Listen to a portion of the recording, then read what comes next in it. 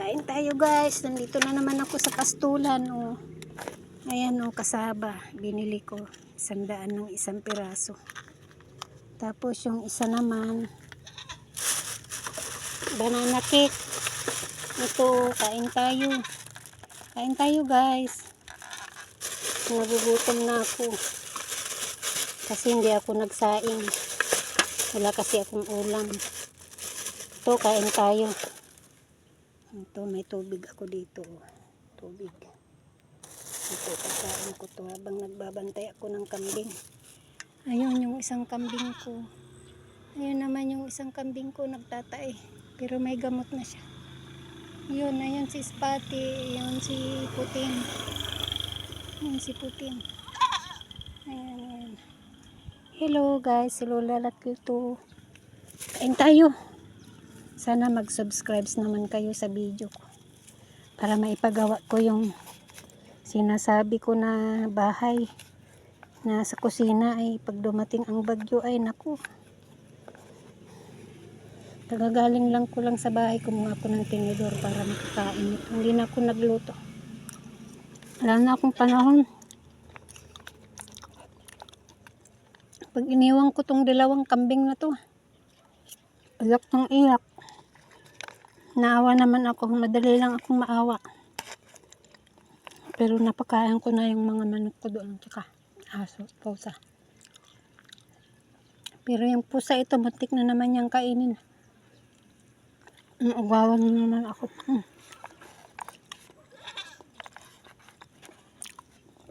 Masarap siya guys, pero yung kasaba cake, parang malambot lang na medyo basa kunti.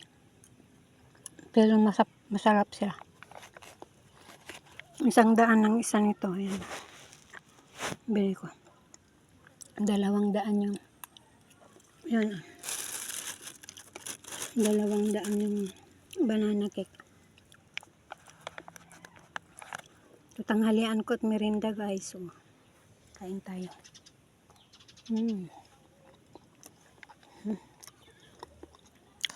Stop muna tayo sa pagtingin sa Facebook. Nalulungkot na naman ako. Puro na lang si Rini at Adele. Nag-video muna tayo.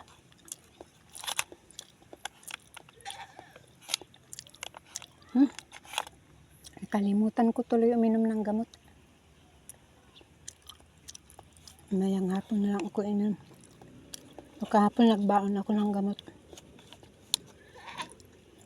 Kahit nagbago na ako, nakalimutan ko na naman. Minsan, wala na akong panahon sa sarili ko. Nandiyan na lang palagi. Kambing na yan. Yung dalawa na yan. Kasi pag hindi ko binantayan yan, yung mga panali nila, lalo na yan si Spotty. Maiksi, hindi pa ako nakabili ng bagong panali. Kaya, binabantayan ko talaga.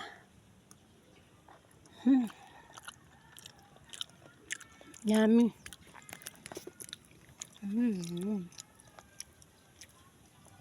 Nasa lilim ako ng payong. Ayan yung payong. Yan. Pawis ko rin. Grabe. Hindi na talaga ako nagsaing. Napanood ko yung latest na upload niya. Nasunog siya. Nalapawan ng kamay niya. Siguro sa tubig yun na. Hindi niya natanggal doon sa lipukan sa Vietnam. May video rin siya na nalapuan yung kamay niya. Ay, sana nilagyan nun niya ng asin. Hindi na ako nakapag-comments. Pero ko-comments ko yun. Kanya. Pero dinala naman niya siya doon sa doktor. May nilapat na gamot. Kaya hindi na ako nagluto. Naalala ko yung video na lipupukan. Minsan naman nanginginig ako. Pinag-iingat din ako ni Mita ay para pag nagluto ako doon sa kahoy. Okay rin minsan pagkausap si Ay, nakakatulong din. Kumita ay. Marunong yan magbisaya. Marunong siya mag-Ilocano, marunong siya mag-Tagalog. Lalo na sa English, siyempre. International English.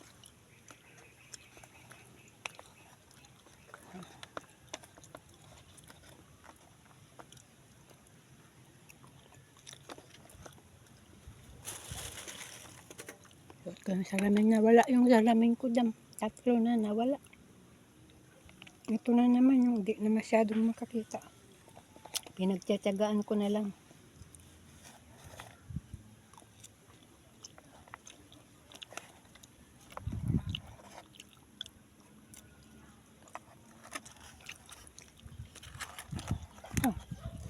Kasaba cake tong kinakain ko. Galing daw doon sa pamangkin ko si Arlene. Asawa niya pamangkin ko si Unad Arnold. Imbis pamangkin ko yun ka. Bumili akong 2.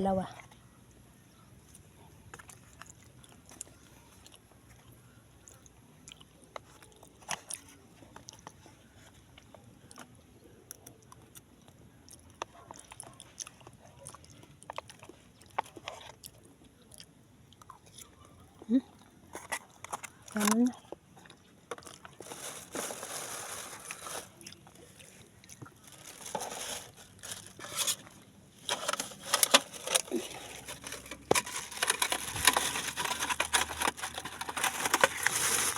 Mamaya na ulit yung banana roll.